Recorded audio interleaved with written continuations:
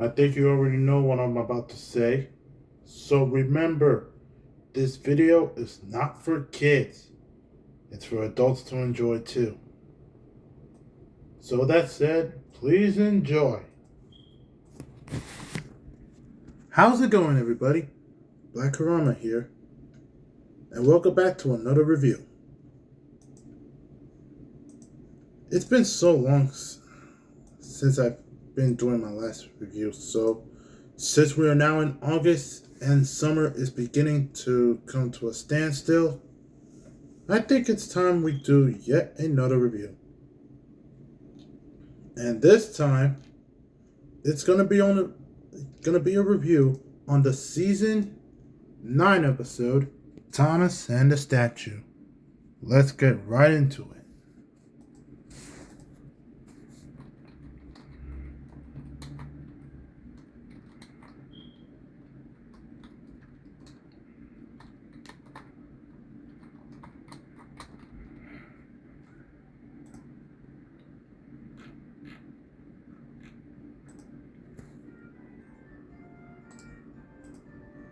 Thomas and the Statue is the 15th episode of season 9, or the second season of the hit era. Thus, we begin with all the entries at Tintnef, with Sotapa making an announcement saying that a statue was to be put up to celebrate the Soto Railway, with all the engines very happy. And Thomas was assigned to collect it from Brendam Docks. And Percy wondered what it could be about. And Thomas steamed off from the sheds to collect the statue. When he got to the docks, Cranky gets an angry remark about the statue being about him.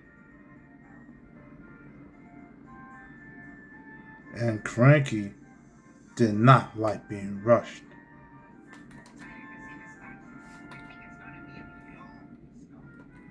But Thomas, naive little Thomas, didn't listen.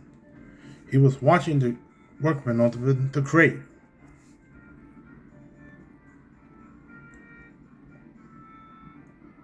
And when it was unloaded, it looked like a huge shape of him. It is from this moment that where Thomas starts to get excited about it because he thinks it could be of him. He boasts about it to Edward when he went there to collect the huge something for the statue to stand on. He boasts about it to Edward, who says, but Thomas didn't listen. He was too busy having fun.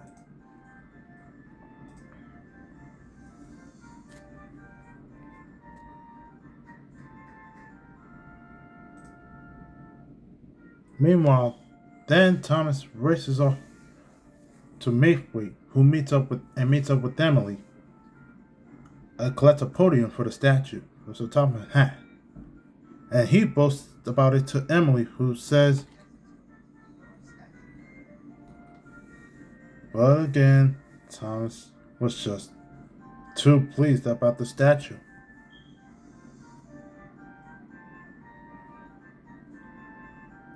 And Percy pops along at Happy Station and meets up with him, where Thomas starts to talk about his statue, much to the annoyance of Percy.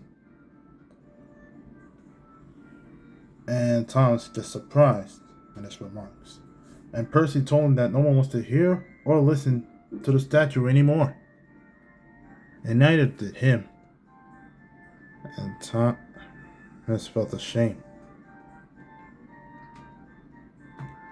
Then, on the way back to Tintnef's sheds, it started to snow. When Thomas got to the sheds, Sir Topham Hatt was there with a worried look. He told them that because it was snowing, the tracks to Abbey Station were blocked.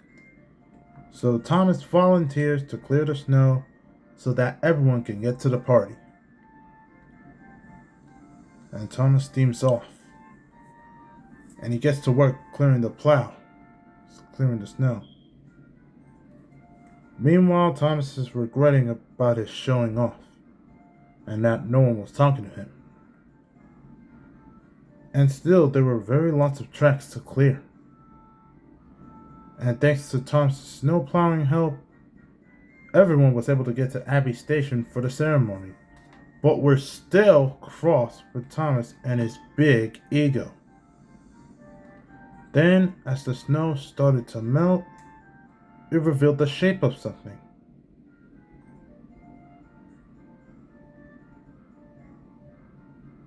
It was the shape of the entire Steve team.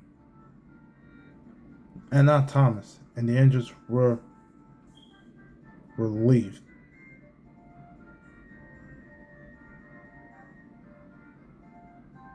And this episode ends with Thomas making amends with the engines and feeling relief and learning his lesson about boasting, bragging, and showing off.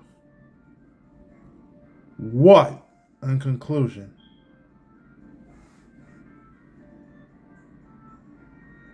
Now, I know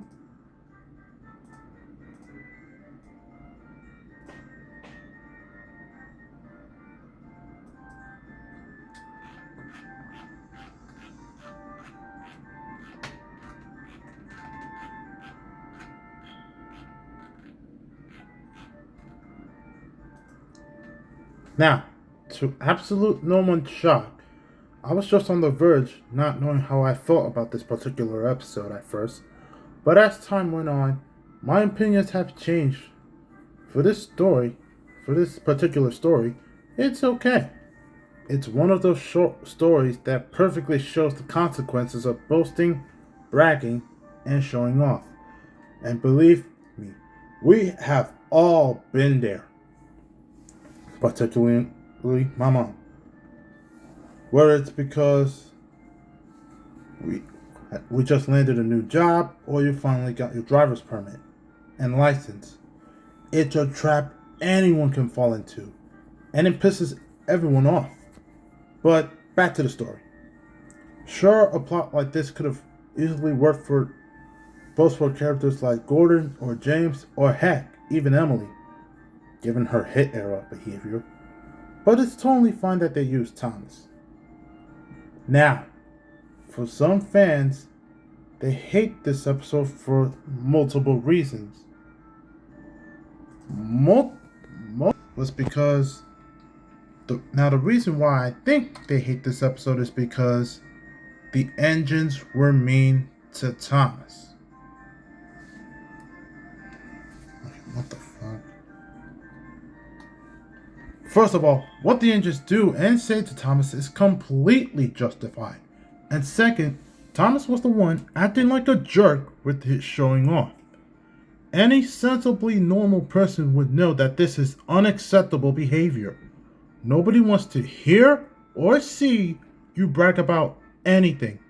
And if that were me in real life, I would immediately tell you to. If that were me in real life, I would immediately tell you to.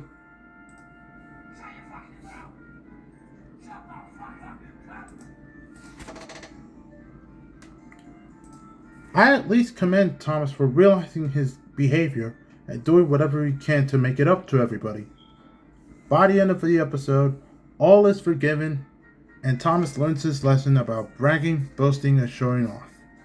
He learns that it doesn't not only get him anywhere in life, but he knows that it's better to represent Sodor as a whole than just the number one. Now, particular fans like Isaac or freaking some other fans might not like this episode, but to me, I think this episode, despite its issues, is great. It shows a perfect lesson about bragging, and at least Thomas learns his lesson for that. Now, I know it's just one of those underrated episodes that is talked harshly upon. But I don't think it deserves that. But either way, it's a good episode that teaches a life lesson about an important thing. And it's a great way to start off Toy Workshop DVD release. And it's enough for me to rank it an 8 out of 10. So, and yeah, that's going to do it for this review. I hope you guys enjoyed my review of Thomas and the Statue. Did you guys like this episode as much as I did? Please leave your thoughts on the comments below. Thank you all so much for watching this video. Don't forget to like this video, share it with your friends, and like and subscribe to my channel for more videos in the future. Also, feel free to leave your thoughts on Thomas and the Statue in the comments below. Please join me back here soon because these next reviews will be like my last batch for now, because with college about to start up. But you know what? I'll explain this in the next video. But for now, I am Black Corona, and I will see you later. Peace out.